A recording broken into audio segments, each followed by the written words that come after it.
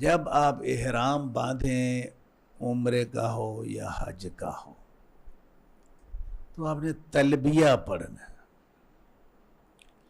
یہ تلبیہ کیا چیز ہے؟ لبیک اللہم لبیک، یہ کیا چیز ہے؟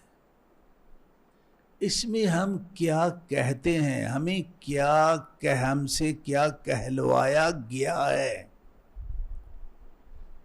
اگر حاجی اور عمرہ کرنے والے کو اس کا ہی پتہ نہیں ہے نا تو پھر وہ سیر سپاٹا تو ہے ہی ہے، چلو جائیں زیارتیں کر کے سیر سپاٹا کر کے آ جائیں آپ۔ تو بھائی اس تلبیہ کا معنی سمجھو۔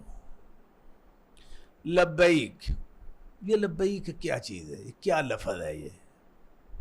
ہمیں تو اتنا ہی پتہ ہے کہ بچپن سے جو ہے نا وہ سکول میں جب ماسٹر حاضری لگاتے ہیں، اساتذہ وہ نام بولتے ہیں، ہاں فلاں لبیک، فلاں حاضر ہے بھئی، ہاں جی لبیک لبیک، وہ تو حاضری لگوانے کا یہی ہے۔ اور میں نے بہت ساری جو کتابیں حج عمرے پہ لکھی جاتی ہیں نا، میں نے ان میں دیکھا ہے اس میں جو لبیک کا ترجمہ کیا ہوا ہوتا ہے وہ وہی کیا ہوا ہوتا ہے، یا اللہ میں حاضر، یا اللہ میں حاضر ہو رہا ہوں، یا اللہ میں آ رہا ہوں۔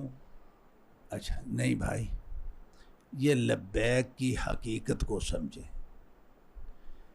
لبیک اصل میں لفظ ہے عربی زبان کا جو مشتق ہے، ماخوذ ہے الب بمکان، اس لفظ سے یہ ماخوذ ہے۔ الب بمکان عربی میں کہتے ہیں کہ کوئی بندہ کہیں پہ کسی جگہ پہ چمٹ کے بیٹھ جائے، وہاں سے ہلے ہی نہیں۔ جس طرح ہم بھی کہتے ہیں بھائی میں ایسے بیٹھا تو میں نے ہلا کے بخا دوں، میں اس چمٹ کے کسی جگہ کے ساتھ بیٹھ جانے کو کیا کہتے ہیں؟ یہ الب بمکان، یہ اس کا جو ہے نا وہ معنی ہے۔ اب یہاں جو تلبیہ ہے یا عموماً یہ لفظ کوئی بھی صاحب حیثیت کسی کو بلائے تو وہ اظہار کے لیے کہ ہاں جی بالکل میں حاضر ہوں، جیسے آپ کہیں گے نا میں ویسے ہی کروں گا۔ او یا فلاں تعال، جی لبیک یا سیدی، آیا جی فرمائیے کیا کرنا ہے، مجھے تیار ہوں میں ذہنی طور پہ، جو آپ فرمائیں گے میں کروں گا۔ یہ الب بمکان سے پھر یہاں یہ لفظ بنتا ہے تو تابع داری پہ پورے وثوق کے ساتھ تابع داری کا اقرار کے معنی میں پھر جو ہے نا یہ بنتا ہے، عام استعمال اس کا جو ہے نا وہ یہی ہے۔ تو جب بھی کوئی آدمی کہتا ہے یہ لبیک، ہمیں جو اللہ نے بنا کے دے دیا نا، ہمیں خود تو نہیں بنایا نا، یہ تلبیہ کسی مولوی کی جو ہے نا وہ ایجاد تھوڑی ہے، یہ تو محمد الرسول اللہ صلی اللہ علیہ وسلم نے ہمیں سکھلایا اور ان کو جو ہے وہ اللہ تعالیٰ نے سکھلایا۔ ٹھیک ہے، اب لبیک کا یہاں معنی کیا ہے بھائی؟ لبیک کا معنی یہ ہے کہ اے میرے اللہ، میں یہ اقرار کر رہا ہوں، تیرے ساتھ ایک عہد معاہدہ کر رہا ہوں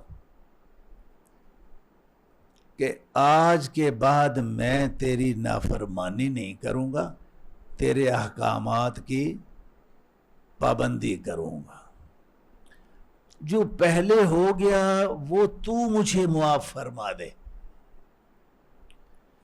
آئندہ کا میں یہ وعدہ کر کے میں گھر سے نکل رہا ہوں کہ آئندہ تیرے احکامات کی میری طرف سے بالکل بجا آوری ہوگی، ادائیگی ہوگی۔ میں تیرے ساتھ یہ عہد کرتا ہوں، اس تبدیلی کا عہد کر رہا ہوں کہ یا اللہ جو پہلے میری زندگی گزری، جو مجھ سے ہو گیا وہ تو درگزر فرما، اور آگے جو ہے میں اس عہد کے ساتھ جو ہے وہ سفر پہ نکل رہا ہوں کہ جو مجھے تیرے دین کا جو حکم مجھے ملے گا کسی طرف سے، میں اس کی ادائیگی جو ہے وہ کروں گا، کوتاہی نہیں کروں گا حتی الامکان۔